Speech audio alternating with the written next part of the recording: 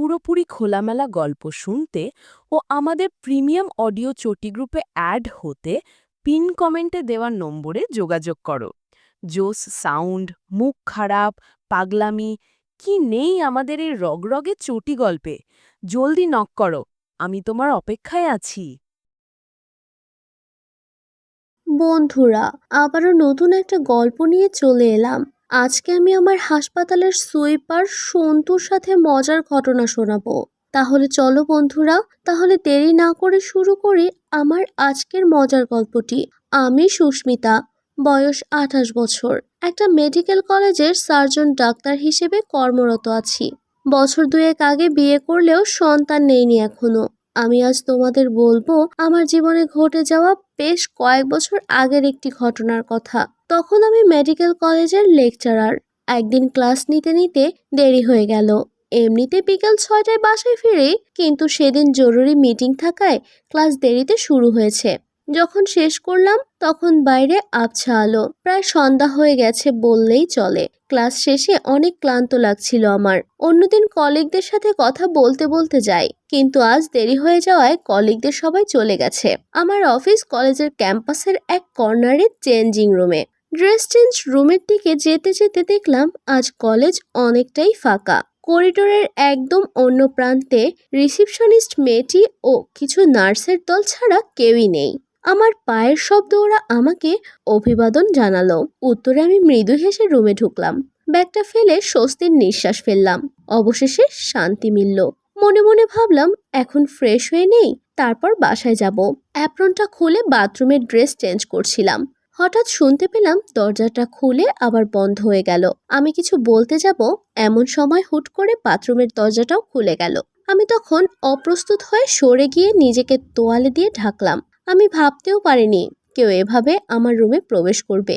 দেখলাম ঝাড়ু হাতে নিয়ে একজন লোক ঢুকতে গিয়েই থমকে গেল। আমি ওকে চিনতে পারলাম। ওর নাম সন্তুদেব। সন্তু আমাদের কলেজের সুইপার। খানিকটা বেটে এবং মধ্যবয়স্ক একজন পুরুষ। এর আগে ওর সাথে আমার টুকটাক কথা হয়েছে। আমার 5-4 মাস খেটে দিয়েছে।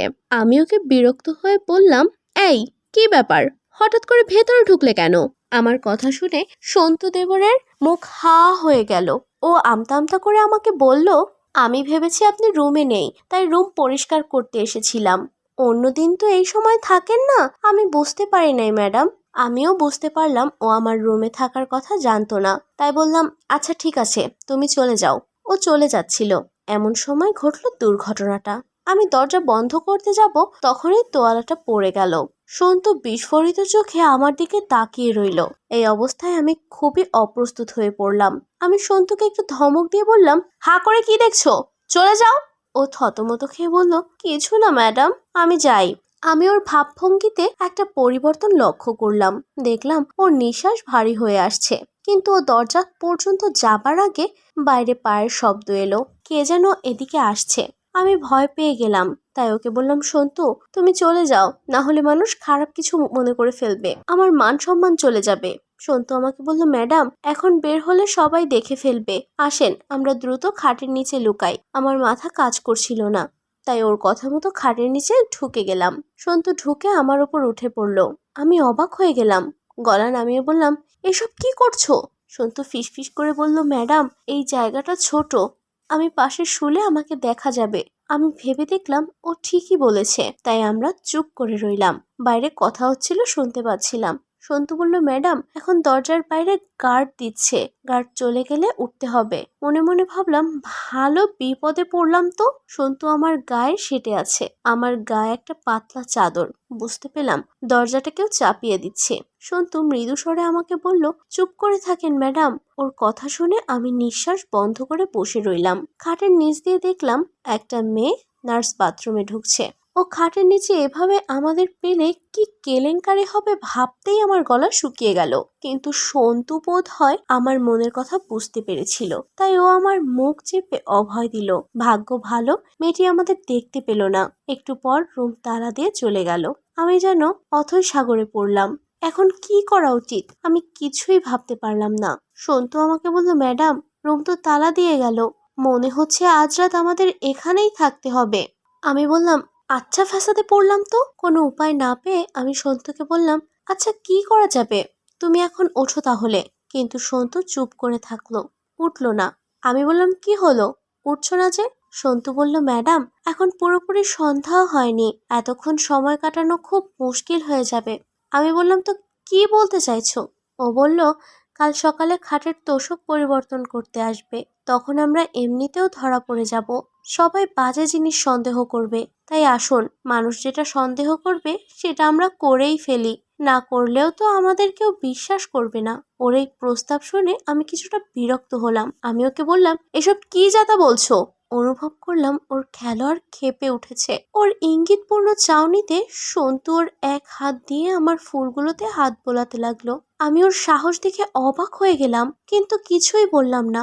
ও আরো সাহস পেয়ে হাতের কাজ করতে শুরু করলো।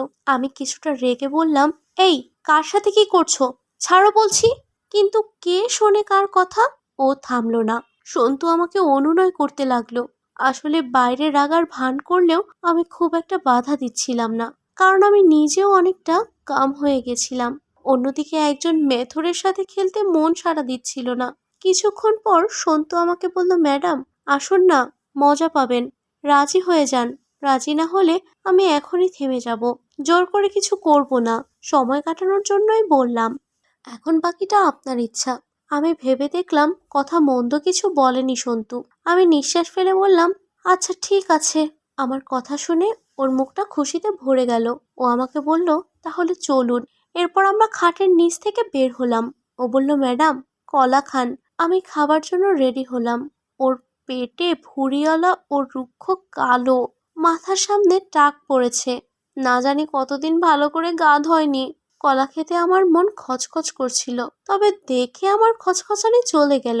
আসলে এরকম কলার প্রতি আমার দুর্বলতা আছে, তাই আমি মানিয়ে নিলাম। একটু পর আস্তে আস্তে আমি খেতে শুরু করলাম। তারপর আর দেরি না করে আমি সন্তুর সাথে খেলা শুরু করে দিলাম। সন্তু প্রথমবারেই মন খুলে খেললো। আমি ওর খেলায় খুশি হয়ে সেই রাতে মোট 4বার খেলার সুযোগ দিলাম। সন্তু আমার প্রতি খুশি হয়ে আমাকে বলল, খুব শান্তি পেলাম ম্যাডাম, আপনার মতো সুন্দরীর সাথে খেলতে পেয়ে। আমার বউ এত ভালো পারে না।